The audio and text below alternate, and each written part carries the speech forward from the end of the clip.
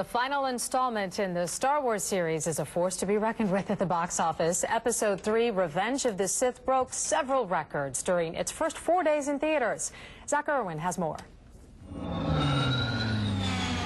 Anakin did not take to his new assignment with much enthusiasm. It's very dangerous putting them together. I don't think the boy can handle it.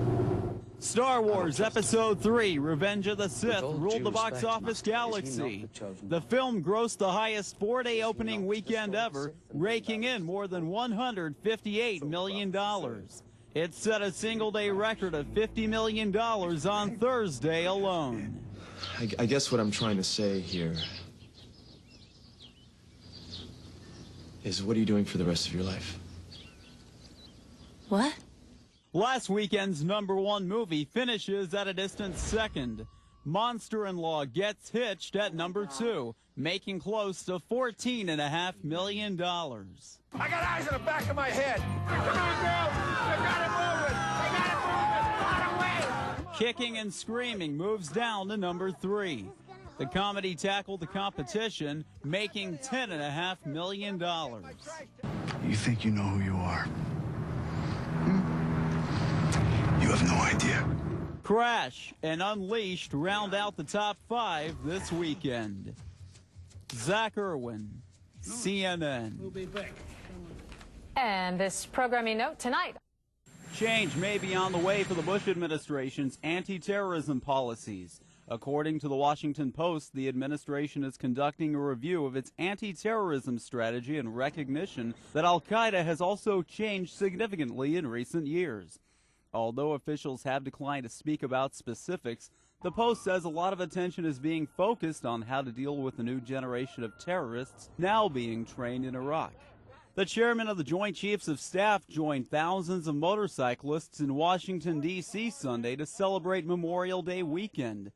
The event is known as Rolling Thunder, with participants riding from the Pentagon to the National Mall to gather at the Vietnam War Memorial.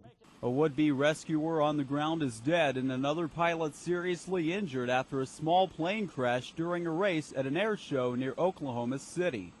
The plane was traveling about 250 miles an hour when it lost power and stalled above the airport, then crashed while attempting to land. A ground crew member at the airport was killed when he fell out of the back of a pickup that was rushing to the scene of the crash. The pilot was airlifted to the hospital in critical condition. With a look at Monday's headlines, I'm Zach Irwin. You obviously want me dead. I'm less and less concerned with your well-being. So what do? We shoot it out here? Hope for the best? Mr. and Mrs. Smith take sole possession of #1 at the box office this weekend. The romantic action thriller took in just over $51 million. Wow. It's not people, it's animals. California animal. Dude. This is like a puppy party. Last weekend's #1 movie falls to the second spot. Madagascar reels in over $17 million for the weekend. This is where the fun begins. Let them pass between us.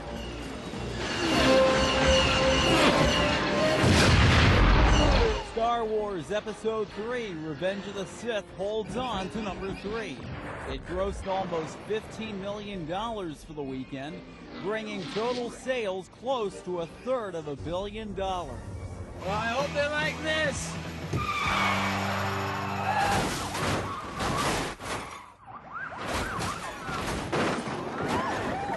The Longest Yard and The Adventures of Shark Boy and Lava Girl round out the top 5 this weekend. Zach Irwin, CNN. It was a big day at NASA early Monday morning. Scientists there smashed a space probe into a comet. They hope the collision and the materials that came out of it will unlock the inner workings of comets. The father of 2 Idaho children kidnapped in May said he hasn't given up hope that his 9-year-old son is still alive. Steve Groney's 8-year-old daughter Shasta was found Saturday with a registered sex offender at a Denny's restaurant. The children disappeared May 16th after a triple homicide at their mother's home. A missing member of a U.S. Special Forces reconnaissance team has been rescued in Afghanistan. A U.S. official said the team member evaded the enemy and was rescued by U.S. forces. Investigators in Aruba are comparing the stories of all three suspects in the Natalie Holloway disappearance case after taking them separately to the beach.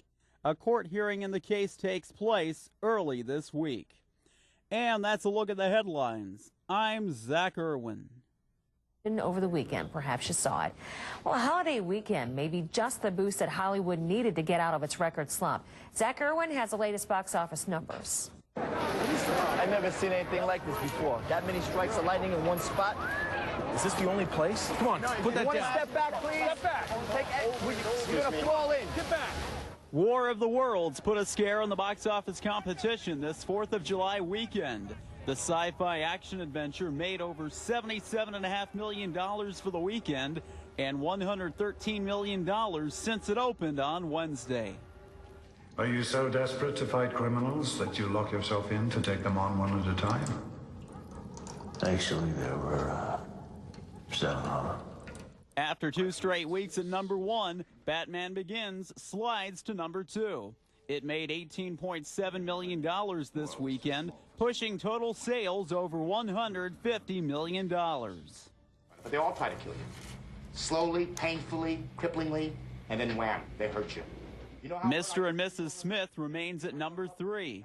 The romantic thriller brought in over $12.7 million. Look, I don't know if you know this, but I'm Darren, okay? They replaced Darren on the original Bewitched, and no one noticed! Nobody is going to replace you. Bewitched and Herbie Fully Loaded round out the top 5 this holiday weekend. Zach Irwin, CNN.